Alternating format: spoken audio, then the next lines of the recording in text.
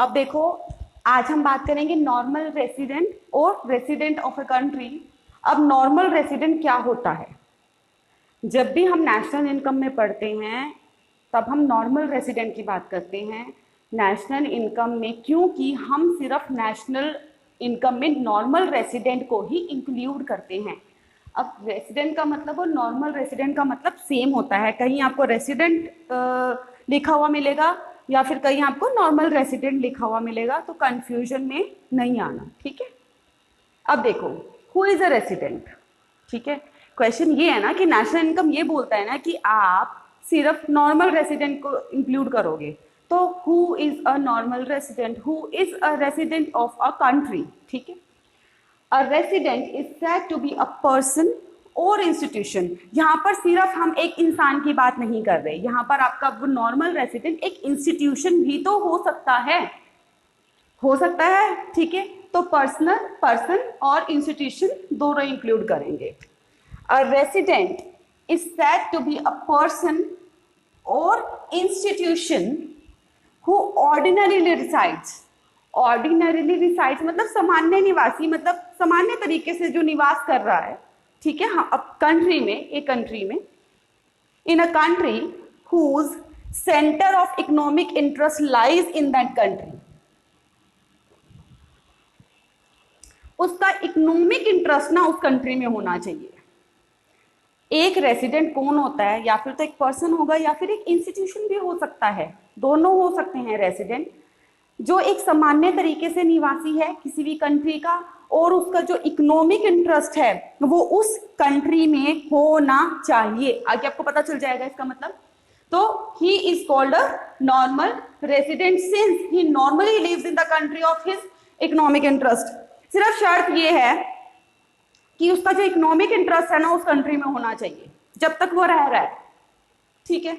अब देखो, इसके अंदर कंडीशंस क्या आती है जब हम नॉर्मल रेसिडेंट की बात करते हैं। सबसे पहले तो 1 साल से ज्यादा वो उसी कंट्री में होना चाहिए, ठीक है। Second, have economic interest, earning, spending, accumulation are 2 normal conditions for becoming a normal resident. ये जो 2 कंडीशंस हैं ये आपकी नॉर्मल रेसिडेंट होने के लिए बहुत जरूरी है। सबसे पहली बात तो 1 साल से ज्यादा आप उस कंट्री में रहोगे, ठीक है। सेकेंड, आपका इकोनॉमिक इंटरेस्ट, मतलब आप अर्न भी उसी में कर रहे हो, आप स्पेंडिंग उसी में कर रहे हो, आप एक्यूमुलेशन आपका उसी कंट्री में हो रहा है, ठीक है। तो आप नॉर्मल रेसिडेंट हो, ठीक है। It needs to be kept in mind that NI, national income, is the sum total of the income of only normal resident of a country during a year. National income ये कहता है कि जो normal resident है, सिर्फ और सिर्फ normal resident की जो इनकम है और उसका जो सम टोटल है ड्यूरिंग अ ईयर, वो मेरे अंदर इंक्लूड होगा। नेशनल इनकम आपको ये बोलता है, ठीक है। अब देखो, कुछ पॉइंट्स हैं जो आपको नोट भी करने हैं। Normal residents cover both individual and institution. यहां पर हमने एक पर्सन और इंस्टीट्यूशन की बात की थी। जो नॉर्मल रेसिडेंट है वो आपका इंडिविजुअल और इंस्टीट्यूशन दोनों कवर करेगा, ठीक है। Second point, normal residents include both citizens and non citizens. अब आप ये कहोगे ना कि इंडिया में रहने वाला तो सिटीजन होता है, नहीं, सिटीजन और नॉन सिटीजन दोनों ही एक नॉर्मल रेसिडेंट हो सकता है। Foreigners who reside in a country for more than a year and have economic interest. क्या एक फॉरेनर हमारी कंट्री में, इंडिया में 1 साल से ज्यादा नहीं रह सकता है और उसका इकोनॉमिक इंटरेस्ट भी इंडिया में है, तो क्या वो नॉन सिटीजन है लेकिन वो एक नॉर्मल रेसिडेंट भी है? क्यों? क्योंकि वो ये दोनों शर्तें पूरा कर रहा है। नॉर्मल रेसिडेंट की दोनों शर्तें पूरी हो रही हैं, इसलिए ये एक नॉर्मल रेसिडेंट माना जाएगा। तो आपका सिटीजन और नॉन सिटीजन दोनों आएगा, ठीक है। अब देखो, इंटरनेशनल बॉडीज मतलब जो वर्ल्ड बैंक होते हैं, हमारा इंटरनेशनल मॉनेटरी फंड होता है, वर्ल्ड हेल्थ ऑर्गेनाइजेशन होती है, are not considered resident of a country. वो नहीं कंसीडर करी जाएगी एक नॉर्मल रेसिडेंट के तौर पे, in which these organisation operate but treated as resident of international territory. Simple सी बात है, ये वाली लाइन छोड़ो, मैं आपको एग्जांपल में समझाती हूँ। इसका जो स्टाफ है वो ट्रीट किया जाएगा as a normal resident of a country in which international body operate. WHO suppose करो, WHO लोकेटेड है इंडिया में, वर्ल्ड हेल्थ ऑर्गेनाइजेशन इंडिया में लोकेटेड है, is not normal resident of India. क्या WHO नॉर्मल रेसिडेंट है? नहीं है, वो एक इंटरनेशनल बॉडी है, ठीक है।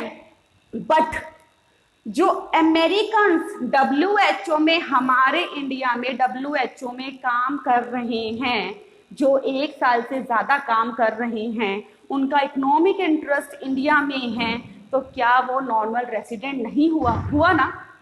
WHO नॉर्मल रेसिडेंट नहीं है, लेकिन उसके अंदर काम करने वाले जो फॉरेनर्स हैं, जो 1 साल से ज्यादा उसमें काम कर रहे हैं, उनका इकोनॉमिक इंटरेस्ट यहाँ पर है, तो वो तो नॉर्मल रेसिडेंट हुए ना।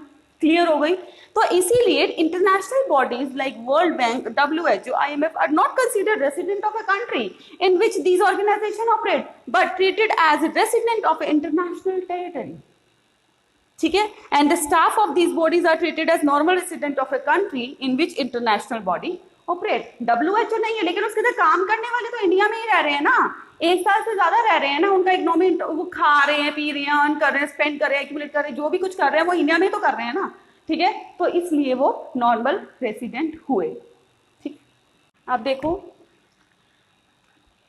Local employees working in foreign embassies, हमारे जो लोकल एम्प्लॉयज है फॉरेन एम्बेसी में काम कर रहे हैं, लोकेटेड इन देयर कंट्री, आज ट्रीटेड एज नॉर्मल रेसिडेंट। नहीं समझ में आया? एग्जाम्पल से समझो। इंडियंस लोकल एम्प्लॉयज, हम Indians working in US embassy, foreign embassy, located in their country, मतलब इंडिया में। इंडिया एक फॉरेन एम्बेसी है, वो इंडिया में लोकेटेड है, लेकिन उसके अंदर इंडियंस काम कर रहे हैं, तो वो नॉर्मल रेसिडेंट होगा।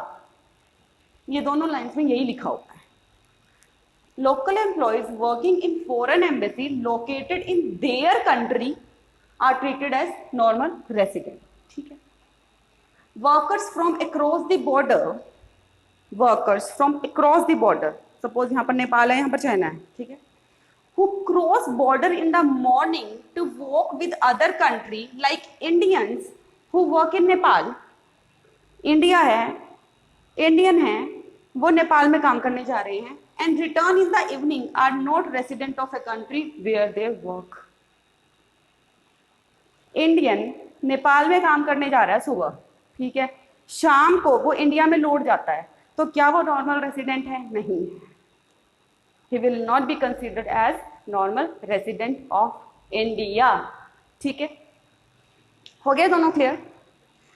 अब ये जो नॉर्मल रेसिडेंट है कंट्री का, अब देखो, citizens and institutions of India, ये एक नॉर्मल रेसिडेंट है। अब नॉर्मल रेसिडेंट्स बता रहे हैं ना कि कंट्री के कौन कौन से होंगे, citizens and institution of India, ठीक है, सिटीजन्स ऑफ अदर कंट्रीज, ठीक है, non citizens who reside for more than 1 year and centre of economic interest lies in India. Non citizen कोई भी फॉरेनर है, वो 1 साल से यहाँ पर काम कर रहा है, उसका इकोनॉमिक इंटरेस्ट यहाँ पर है, तो वो भी नॉर्मल रेसिडेंट होगा। Citizens of India working in international bodies, IMF, Indians WHO में काम कर रहे हैं, है तो वो इंटरनेशनल बॉडी, लेकिन इंडियंस तो काम कर रहे हैं ना, ठीक है, तो वो भी नॉर्मल रेसिडेंट होगा। Foreign bodies like banks operate in India, जो बैंक्स हैं, फॉरेन बैंक्स हैं जो ऑपरेट कर रहे हैं इंडिया में, वो भी क्या होंगे? नॉर्मल रेसिडेंट होंगे। And foreign embassies located in India, वो भी नॉर्मल रेसिडेंट माना जाएगा, ठीक है। हो गया आपको क्लियर नॉर्मल रेसिडेंट? ये आपका नेशनल इनकम में नॉर्मल रेसिडेंट का टॉपिक है।